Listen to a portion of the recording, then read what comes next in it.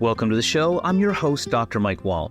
In today's episode, we're tackling a critical and often overlooked aspect of our community's well-being: poverty reduction and the housing challenges in Newfoundland and Labrador. These issues aren't just about numbers on a page, they're about real people, real struggles, and the profound impacts these challenges can have on health and people's quality of life. Our special guest today is Dan Meades. Now, he's an expert working at the Transition House Association. Dan brings a wealth of experience in addressing the housing crisis and poverty reduction, not just locally, but globally. With a passion rooted in real-world experiences, Dan offers a unique perspective on how housing insecurity and poverty directly affect health and well-being. We'll dive into the complexities of the housing situation in Newfoundland and Labrador, exploring the skyrocketing costs of rent, diminishing availability of rental units, and the alarming rise in visible homelessness. Dan will shed light on the multifaceted nature of this crisis, its impact on different demographics, including students, middle-class families, and those on fixed incomes. The conversation with Dan will also delve into the crucial role of community organizations like the Transition House Association. They work tirelessly to provide shelter and support for women and children fleeing violence. We'll hear about the challenges they face and the solutions they propose in these trying times. Importantly, we'll discuss the broader implications of poverty and housing insecurity on health.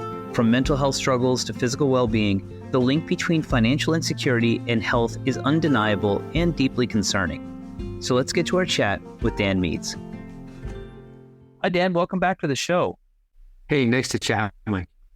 Yeah, it's great to have you back. First time you were on the show, you were telling me all about your running and your outdoor trail work and all the amazing things you've done for that. But today we're talking about a more serious issue, especially because it's so broad-reaching across the province. We're going to talk about how important housing is for people and what it does for their health. Can you give me a bit of a background on what you do in your professional life? Yeah, sure. I love trail running, but my real passion, the thing I spend most of my time on doing, is working on housing homelessness and poverty reduction work. That work started for me back in about 2004 when I went to work for the United Nations in West Africa. And I've been doing this type of work all over sort of North America and the rest of the world. And then I moved back home about 10 years ago here to St. John's. And not too long after that, I started working where I work now, the Transition House Association of Newfoundland and Labrador. And I'm really lucky that this job allows me to focus on some of the specifics around housing insecurity as well as domestic violence, but also have a broader picture on what poverty reduction should look like in Newfoundland and Labrador and what the landscape of poverty really is right now. And that's exactly why I wanted to reach out to you today. I knew that you were the person who could give us the insights and also take that lens on health, which I think is so important, in particular for this show. Can you tell us a bit about what your organization does? Yeah, sure. So the Transition House Association works with the 11 transition houses. Those are shelters for women and children fleeing violence. So there's 11 of those transition houses all throughout Newfoundland and Labrador. And I have the privilege of working with those shelters to help them work together and help government understand the type of work that they're doing and solve some of the problems that come up in the process of housing and providing services to those women and children that are fleeing violence in Newfoundland and Labrador. And so that includes some, downstream things like housing supply and income support, but it also includes a lot of upstream things like violence prevention work, but also poverty reduction and housing insecurity work at that top end of things to try to make sure that folks aren't susceptible to some of the things that often lead to violent situations and stop women and children from leaving violent situations if they do find themselves there. That's right. I mean, such a vulnerable population, women and children that are in situations like that where they have no place to go. They're facing violence at home. They need a safe place to live. But these days, we're hearing about challenges with housing across the board. I mean, I'm a professor at the university. I hear about challenges with students. I hear about challenges with people when it comes to the cost of living in our province. Do you have any optics on what the housing situation is like here in Newfoundland and Labrador? Yeah, and so I think there's a few things to keep in mind. One of them is that Newfoundland and Labrador is no different than anywhere else in the country at this moment. And so we are seeing housing insecurity at rates that we've never seen before. We're seeing it exhibit itself in lots of ways that lots of us who have traveled have seen in other places. And so what some of us call rough sleeping, right? Kind of visible homelessness, folks sleeping outside. That was a thing that we didn't see a ton of in Newfoundland and Labrador. And now, we have a tent encampment at Colonial Building. We're seeing these signs of housing insecurity and homelessness all around us every day. And we're seeing some of the knock-on effects that come along with that type of lifestyle as well. And I'm sure we'll get into some of those things. But when we talk about specifically around housing, we're seeing the cost of rents skyrocket, right? We're seeing the availability of rental units diminish and diminish and diminish. There's a bunch of reasons for that. A lack of government-funded supply, as well as, some of these short-term rentals like Airbnb are causing some significant issues as well. But we are seeing what can only be described as a housing crisis here in Newfoundland and Labrador. And so for those that aren't homeowners that have just been renting or been trying to find places to rent, the pressures are real for them, but also for folks, who've got variable rate mortgages because of inflation and interest rates going up, or seeing those variable rates go higher and higher and higher. That functionally increases the poverty line, right? And so when the cost of everything goes up, your dollar goes less far. And so you've got to make more and more and more just to make that poverty line. And we're seeing folks getting edged out of the housing market who felt like they were pretty comfortably in there and having to really rethink what it means to be a homeowner in today's society. And so, everybody from the middle class on down are really getting pinched in the housing market right now. We've seen some potential solutions, right? CMHC has said that Newfoundland and Labrador needs 60,000 new units within the next 10 years just to meet housing demand. That number, we can argue with the number if we wanted to, and I know that lots of politicians like to argue with that number, but no matter what the number is, it's really big.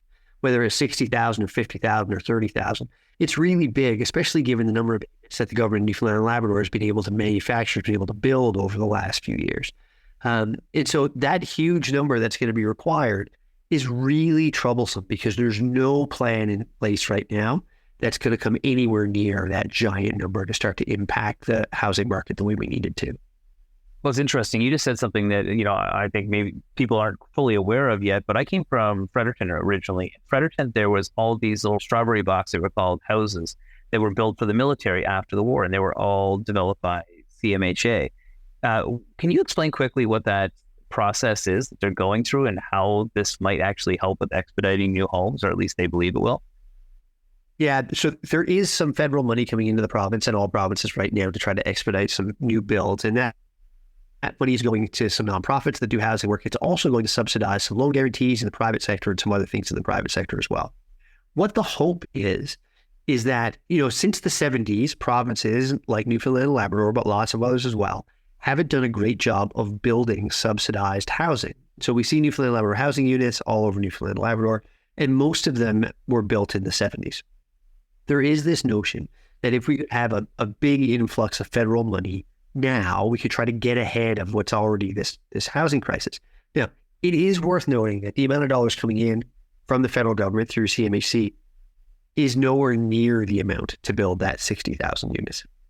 It's also worth noting, Mike, that there is another side to this puzzle, right?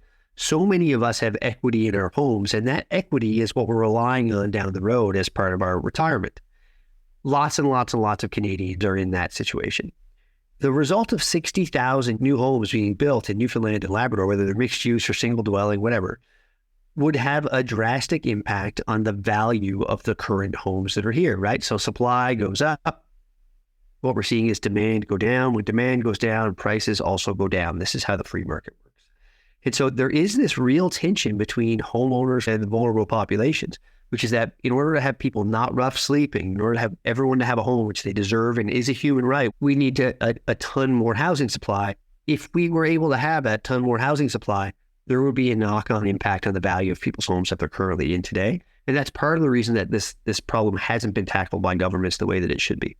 When we think about that financial security and that financial wellness, that can also have an impact on our overall health and wellness.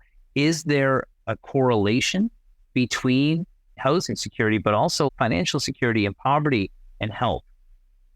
Let me tell you a story about my friends in Hamilton, Ontario.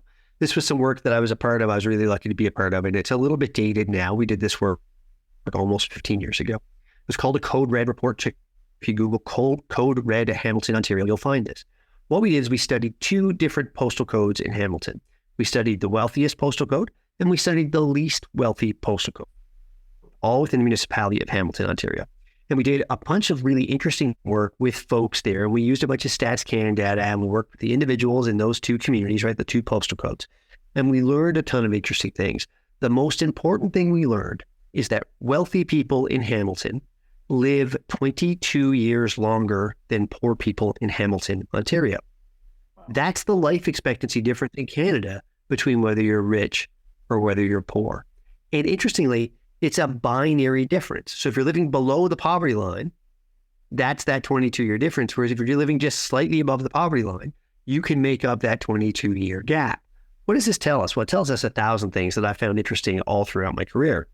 But the most important one that it tells us is this: the negative impacts on one's health of living in poverty because of the lack of choices that you have, right? So your home is not going to be a place that's a healthy place with healthy air. You're not going to have the ability to do, asbestos abatement and mold abatement. You're not going to be able to live in a healthy place. You're not going to be able to afford healthy food. You're not going to have the time and the energy to invest in your own health through exercise and all the other things that we know make a difference in our quality of life day to day, but also in our life expectancy and our overall health long term. That's the difference. It's a 22-year life expectancy difference in Canada. Now, I want to be really clear. Hamilton, Ontario is where we did this work. There's nothing special about Hamilton in this regard. You could do that same work anywhere in Canada, a wealthy postal code versus a postal code with mostly people living in poverty, and you're going to find a very similar life expectancy difference. And so people sometimes say, like, I understand that there are health impacts to being poor. It's really hard to quantify. It's not hard to quantify. We know the difference. It's more than 2 decades of life expectancy. Wow, that's unbelievable. And that's length of life. Okay, so let's talk about quality of life. When our life ends, it's because our physical body has given out on us. What are the mental health challenges that are associated with poverty and housing insecurity? Yeah, we can talk about this in the same analytical way if we want to. There's a few ways we think about mental health, right? One of them is a little oversimplified, but for this conversation, I think it's really useful, and that's to think about happiness. Let's talk to people about how happy they are. We can ask them that over decades and decades and decades. So researchers at the University of Calgary did this work where they had a longitudinal study over many decades where they asked people how happy they were, and they correlated that with income. Here's what they learned. If you make less than $65,000 a year in Canada, you think more money would make you happy. And you're right. If you make more than $65,000 a year in Canada, you think making more money would make you happy, and you're wrong. And so that's the hard cutoff around happiness. That's a measure of wellness, perhaps, but it's not a measure of mental illness. What we do see is this really difficult feedback loop for individuals living in poverty, especially with acute housing needs. So folks that are really living homeless or sleeping rough, those individuals have a really tough feedback loop with mental illness, and that includes addictions, right? Sometimes we're really willing to separate addictions from mental illness, but we really need to stop. And part of this conversation needs to be the recognition that addiction is a form of mental illness. And every time we make that distinction, we're not really doing justice to folks that are suffering with addictions in our communities. So addictions, mental illness are together. And then there's this really tough cycle. Are you homeless because of your uncontrolled mental illness? Does your uncontrolled mental illness make you homeless because you're not able to make some of the choices or do some of the behaviors, take some of the action that are required to make sure that you're able to earn some money and live in a stable home? It is a tough feedback loop there, and there's no easy answer. But here's what we've learned from doing this work over the years. If you want to break that feedback loop, you need to implement what's called a housing first model. It's really simple. It says you can't address your mental illness. You can't address food insecurity. You can't address any of the things that are causing you to be homeless and suffering and having ill health until you have a home. That's the first step. Now, a shelter is not a home. Shelter is a fine short-term solution if you're experiencing acute homelessness. That is not the same as a housing first model. We take an individual, we find them a safe, appropriate place to live, and then we provide wraparound supports to address all those other things that we've talked about that are in some ways causing homelessness and in other ways are caused by homelessness. We get the homelessness taken care of first, then we have way more success dealing with everything else that's going on. Oh, that's really interesting. So I've interviewed a team from 12 Neighbors in Fredericton, New Brunswick, which really takes that exact same model towards it. And I'm sure that's a philosophy that's best practiced around different communities like this. And I guess, you kind of took the next question out of my mouth, really, is that how does the stress of housing insecurity impact individuals' ability to manage their other life aspects, like their employment, like their education? Like, why, when we provide people with homes, does this become easier to achieve? Yeah, I think there's a simple and a complicated answer to this problem. The simple answer, believe it or not, is that a sense of home provides a sense of responsibility to oneself, but also that home, right? Once you have some safety, you can take some personal responsibility. And while I do not think that personal responsibility is the cause or solution to homelessness, when we're trying to help people change their lives and move from a place of of poverty and homelessness and addiction and mental illness and help them move to a different place in their lives. Helping them find a sense of self-responsibility is an important piece of that. Also, little things like providing them with enough money to afford food is also very big on that list of things we can do. But a home allows folks to have a safe place to call their own, some dignity, some self-respect, and then some responsibility for their own actions and their own behaviors. Okay, so let's now look at some specific populations within that group. We've identified that, obviously having a home, having proper or adequate finances, maybe not the most. And it's ironic you said the happiness about at a certain threshold. I went to Bhutan last year, and in Bhutan, they're far from being extremely wealthy society, but they're the happiest in the world because they seem to value having enough, right? And I think that's an important distinction between our culture and theirs. But let's look at specific populations. How does facing poverty impact the youngest people in our communities? Yeah, a few things to keep in mind. Newfoundland and Labrador has the highest child poverty rate in Canada today at 9%. So just breaking down what that means, 9% of kids in Newfoundland and Labrador today are living in poverty. Well, stop. Worst metric in Canada. Yeah. What do we know about kids who live in poverty? They grow up to be adults who live in poverty, who have kids who live in poverty. This is called the intergenerational trap of poverty. We know, there's this thing that says, hey, how can you tell whether or not someone's going to go to university, or how can you tell whether or not someone's going to be in or above the middle class? And the answer is just a postal code is all you need, because if they grew up in poverty, they tend to still live in poverty and have children that grow up in poverty. Now, there are ways through this and there are ways around it, but one of the things that we know happen to kids living in poverty, we can't provide those children with income, right? We need to make sure we're providing that family unit with enough income to make choices that are going to benefit those kids and benefit their health. The number one choice that you can make for children and their health is good, nutritious, plentiful food. Newfoundland and Labrador also has the highest rates of food insecurity in all of Canada. And so it's no surprise that we've got a ton of children living in poverty. Those children are experiencing food insecurity, and then they're having negative outcomes at school. They're having negative outcomes at school because you can't learn anything on an empty tummy. You just can't do it. No kid learns to read, learns math, learns any of the behavioral things we want kids to learn in school when all they're thinking about is how hungry they are. So if we really want to make a positive intervention on poverty in Newfoundland and Labrador, it's got to be a generational change. And that generational change has to start by making sure that we have fewer kids living in poverty. Now, the government of Newfoundland and Labrador has recently announced what they're calling a poverty reduction strategy. I think that's a bit of a generous description of this thing, but one of the areas that they have identified is reducing childhood poverty. One of the things they've done is increase the Newfoundland and Labrador child benefit by a ton, by almost 3 times. That's good public policy. That makes a ton of sense, and I'm really glad they chose to do that. There's lots of criticisms to be made about the rest of this plan in lots of ways, but I will say that increasing Newfoundland and Labrador child benefit was a very good move by the government of Newfoundland and Labrador, and that happens this month. And so I can hope to see some positive impacts on that childhood poverty number in the relatively near future. That's great. I've been involved with different things like the Health Accord throughout the last number of years. And one of the things that really come up are the social determinants of health. And that's something that, obviously we're born into a certain set of circumstances. We have a certain set of opportunities, and this really predisposes us to different outcomes. Of course, you can break that cycle on your own, but that's very difficult because we are dealt a set of cards. Like you said, it's a postal code quite often for people. When it comes to another vulnerable population I think of that is also feeling a lot of stress financially these days, I think about senior citizens. And I know Newfoundland has one of the oldest populations in the country.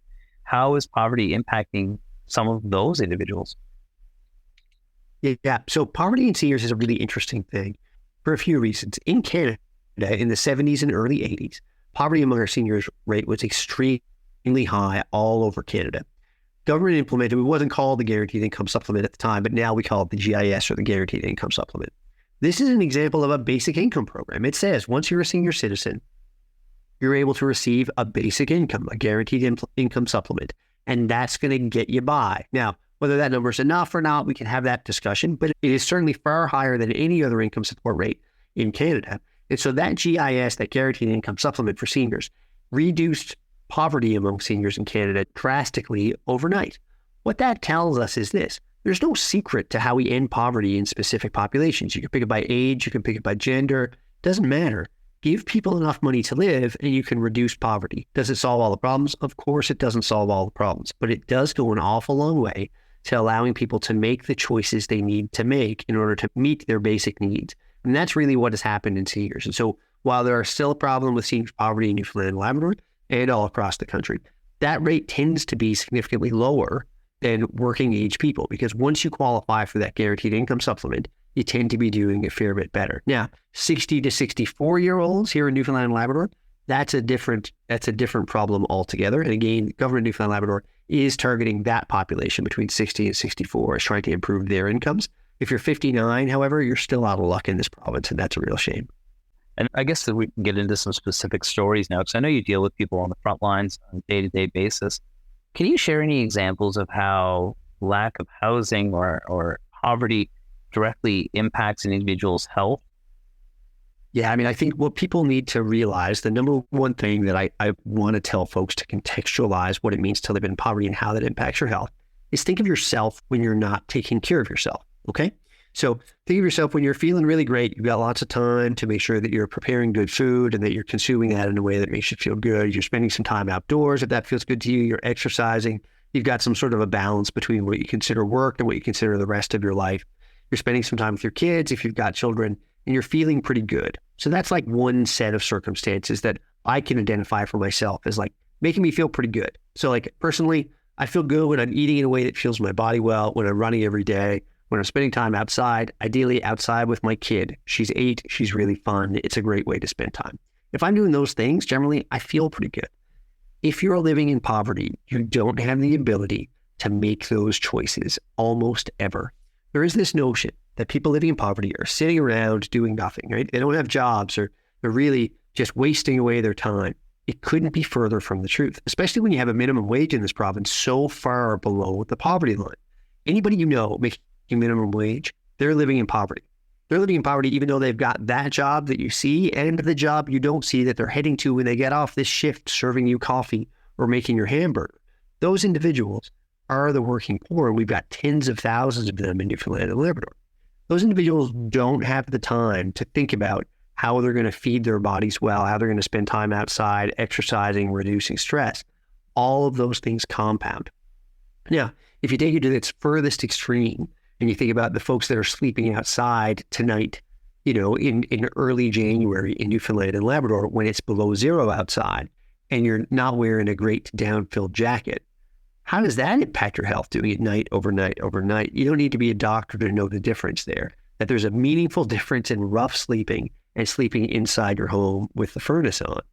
These choices that we're making as a society that say, hey, it's okay for folks working full-time to live in poverty and not be able to take care of themselves. They have impacts on us as individuals because these are our neighbors. This is our community, right? And so then we're seeing some of the knock-on effects of having so many people living in poverty. It also has a ton of economic costs to our province. And this is a story that I don't think people in Newfoundland and Labrador are telling or hearing enough. There are 4 major costs that poverty has on our communities. The first one is the health system, right? First and foremost, poverty costs the health system tens of billions of dollars a year across Canada. It's unbelievable. The second one is the justice system. When you have so many people living in poverty, they have no choice, and it is not a choice, but to turn to some activities that are against the law. That has an impact on our justice system. The education system. Our education system costs us a lot more when we have so many people arriving to school with empty bellies and all of the knock-on impacts that has there. And then the fourth one is what we call intergenerational costs of poverty. And that's what we've talked about. Kids that are growing up or tend to be adults who are living in poverty and then have children that are also living in poverty. And so, you know, it would be really great if we said anybody living in a Newfoundland and Labrador housing unit today was going to be given the tools, the income, the food, the tools, the training they need to make sure their children also didn't grow up in a Newfoundland and Labrador housing unit. However, that's not the case. We're seeing generation after generation after generation of people that are forced to do that same thing. So live in the same block of subsidized housing that their parents lived in. I want to be clear, Mike, I'm not suggesting there's anything wrong with living in subsidized housing, but it is an indication of a lack of income. And that lack of income is what's causing some of these big knock-on effects that have health, education, justice, and intergenerational costs to us as taxpayers. So it's an awful lot cheaper, way more affordable for us to address this poverty today than it is to allow the next generation of people to grow up poor in Newfoundland and Labrador. So Dan, you just said something I really wanted to talk about today, and that was the healthcare system. When we think about poverty, what are some of the health challenges that would be unique to individuals that are facing financial insecurity as compared to others?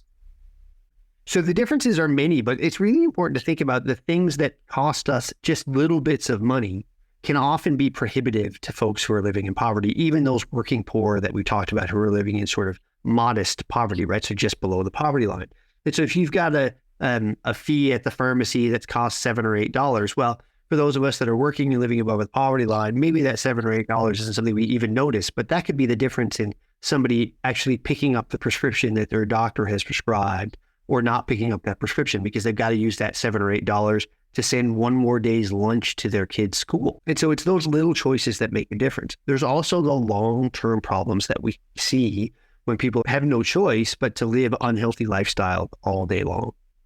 So eating unhealthy foods. I remember the conversation I had early in my career. I was living and working in Calgary, Alberta, and I was talking to a great guy who was living on the street.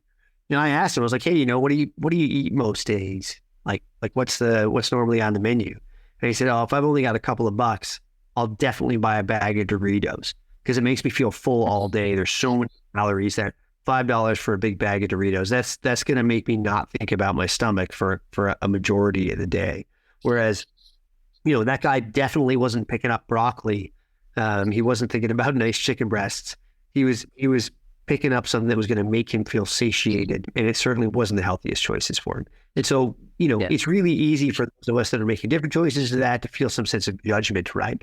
Or, we hear this argument all the time. I'm not going to give money to panhandlers because I don't know what they're going to do with the money. They might buy cigarettes or alcohol. Thankfully, nobody judges what I do with the paycheck I get, Mike. No one wonders if I'm drinking a beer, whether that's the right thing or the wrong thing. And I think that sense of judgment that we have on people living in poverty, it's important for us to check in ourselves when we have that thought, because it's not fair to judge the choices folks are making, even when they're living in poverty, even when they're panhandling, we're choosing whether or not to give them a few bucks out of our pocket. Those individuals get to do with that money whatever they feel like is best for them at the moment, even if those things are objectively not healthy choices. So folks living in poverty are facing those things, right, where they don't have the ability to make the broader healthy lifestyle choices, but also day to day, if you're in a situation where you don't have a ton to look forward to, where you're not sort of planning for tomorrow and the next day, you're not thinking about those big financial choices. Sometimes it does become much easier to think about, short-term things that are going to make you feel okay, including alcohol, cigarettes, and those are having significant negative impacts on those individuals' health. Yeah. And I also think about when it comes about the health and the health care, I'm guessing that individuals who are struggling with having a home are also not ones that have family doctors and specialists and people like that to avail of to help, them with their health as well. And that might add an additional stress on the emergency room, for example, where they have no place to turn. Absolutely. We see ER visits among people living in poverty way, way, way higher than the rest of the population, because anything that's chronic or emergent isn't getting treated, isn't getting assessed. And then even if it does get assessed, that we're not seeing folks that are taking prescription meds in the way that they're supposed to over a long term. And so then you end up with more emergency room visits, you end up with more stays in acute care. And we all know that the cost of a hospital bed is far more than the cost of a shelter bed. And the cost of a shelter bed is far more than actually housing somebody appropriately for that same amount of time. The only thing more expensive than a hospital is a jail cell, which is, of course, also one of the knock-on impacts of having such a high population living in poverty in the province. I guess that brings us down to some solutions now. What are some preventative measures that we can take to impact these? In particular, let's keep on the focus of health here for the sake of the show. Mitigate these health impacts when it comes to poverty and housing. Income. Anytime we have this conversation and the first solution proposed isn't a meaningful income increase for those on income support in Newfoundland and Labrador, we are completely missing the boat. So what I'm really getting at here, right? Income support rates are currently below half of the poverty line. Right now, they're 42% of the poverty line for most folks on income support. That means if you were to double income support, people would still be living in poverty. They'd still be in a position where they're choosing between rent and food, between food and diapers for their kids, We need to find a way, and it's not difficult public policy. It's just an investment. That's all it is, to make sure that folks have enough money to make better choices for themselves and their families. And if we're going to do that, even if it was 80% of the poverty line, which is sort of a general statistic that those of us that do this work, that's a bit of a metric, right? We say, hey, if you're not going to pay people directly to the poverty line on income support, get them to 80% and then provide them with some housing benefits and some other things to make sure that they can make ends meet. That would make a huge difference in their ability to choose healthy lifestyles as opposed to unhealthy lifestyles. It also means that, the other knock-on effects, kids going to school hungry, all of those things, all of those negative knock-ons go way down when folks have got enough income to make those choices. Ultimately, if you want people in your community to not live in poverty, you've either got to give them enough money to afford the basic needs or subsidize those basic needs so they don't need as much income. So either we need a ton more subsidized housing units, or we need to pay people on income support enough to afford market rate housing. Those are the two solutions. Like, we talk about poverty as being complex. We talk about the solution needing to be complex.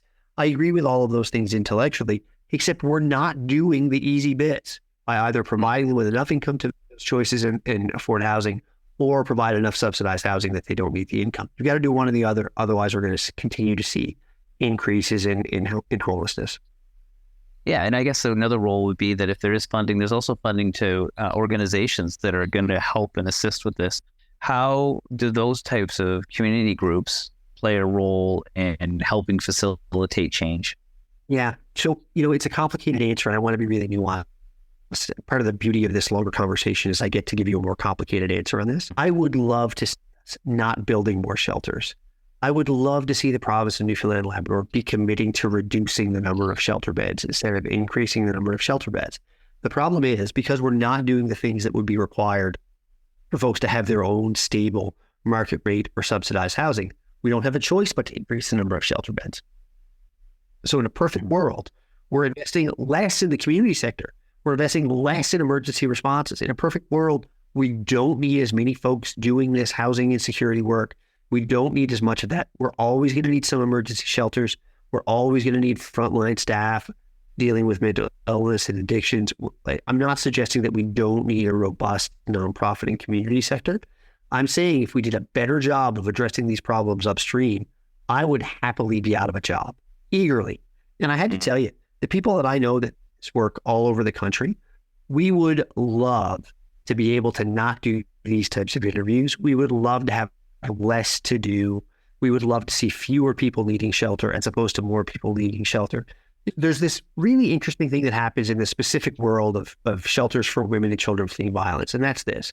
Over the last 5 to 10 years, so not a long time frame, we've seen not just an increase in need, so demand for transition houses, but an increasing complexity of need of those individuals that show up at our doorsteps. What I mean by that is that in the 70s and 80s and 90s, even up to 10 years ago, we had this idea of what a woman who needed shelter because of domestic violence looked like, what her situation was. We knew she was in her 40s, she had a couple of kids, she'd experienced abuse a number of times, and eventually had been in a position in her life to make the choice to seek shelter and try to break that cycle of abuse. Now we're seeing women of all ages, much younger and much older, who are presenting with uncontrolled addiction, uncontrolled mental illness, and a ton of complexity, engaging in street life in a way that we've never seen before. And those individuals are all equally deserving of a good place to stay, but their need for those wraparound supports is much, much higher for that complex population than we've ever seen before. And so if we're going to continue to do this work where we're sheltering and we're trying to do this emergency response around homelessness, we've got to honor and recognize the increased complexity and fund and train our staff accordingly to try to meet those people where they are and address those complex needs, as opposed to just saying, hey, we know you need a bed, we know you need a place that's safe for you and your children. Right now, we've got to start thinking very, very differently about what that urgent response looks like. And it's not just in transition houses. This is in all homeless shelters all across Newfoundland and Labrador. That response needs to be really nuanced and honor and recognize that complexity of care in a whole new way if we want to have any chance of breaking that cycle. See, that's an interesting perspective that you only get when you talk to somebody like yourselves. And one of the things that I'm learning through this is when I talk about health, sometimes I talk about running, and sometimes I talk about nutrition, but sometimes I talk about bigger issues that are challenging our community in a lot of ways. And I think that if there was a message that you would give to the individuals that may not be in that poverty line circumstance and may see homelessness and poverty being an issue, but may not understand it, what would you encourage them to do to learn more or to understand how it plays a larger role and does impact a lot of people in ways we may not have thought of before?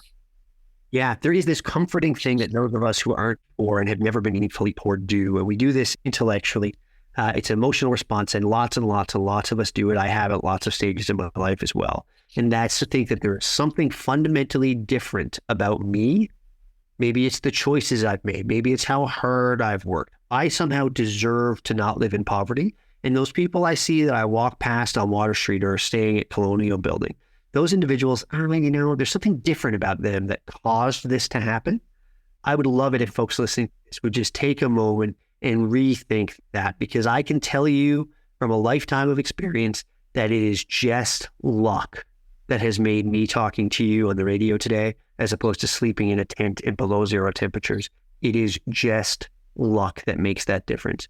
There's 1,000 little times in my life that if things had gone just slightly differently, I'd be in that tent at Colonial Building. And any notion that I somehow deserve this comfortable life that I've gotten, and that those individuals deserve the uncomfortable life that they are living, it's a comforting lie to tell yourself, but it is a lie. And it is important for us to question that every opportunity we let it seep into our minds, that there is somehow a fundamental difference between poor people and people who aren't poor. There is no difference. Those are our neighbors. Those are our friends. And anybody who's paying attention in Newfoundland and Labrador over the last 5 years, and in the next 5, I can assure you, it is people you know, it is your family, it is your friends, it is your neighbors who are suffering in the same way, and it's new to them. And so the one thing I would ask people to do is just rethink this us-them mentality, that somehow you're different than your neighbors who are living in poverty. You aren't different, you're just a little more lucky. And that just happens. It's not very comforting to hear, but it is the truth. Yeah, that's powerful. I appreciate that. And, from somebody who works in the field, you have an interesting perspective that I wanted to hear from today. And I really appreciate you sharing a broader scope on the challenges we're facing in the community, but also specifically as it relates to health. Thanks so much for joining me again today. Mike, it's always good to talk to you. Thanks for your interest in this. I'd like to thank Dan for joining me today and sharing his knowledge on the pressing issues of poverty reduction and the housing challenges in Newfoundland. His insights remind us that these aren't just distant problems, but real-life situations impacting many of us in our community. From the housing crisis affecting a wide spectrum of our society to the struggles faced by vulnerable populations like women and children fleeing violence, Dan's expertise has shed light on these critical topics. Some key takeaways from today's episode include the importance of understanding the complex relationship between housing insecurity, poverty, and health. This issue is a community concern, and it calls for a collective response. Remember, we can all play a part in making a difference, whether it's through supporting local organizations, advocating for policy changes, or simply being more aware and empathetic towards those struggling in our community. Every action counts. Thanks for tuning in. I'm your host, Dr. Mike Wahl. We'll see you back here next week for another episode of The Wahl Show on your VOCM.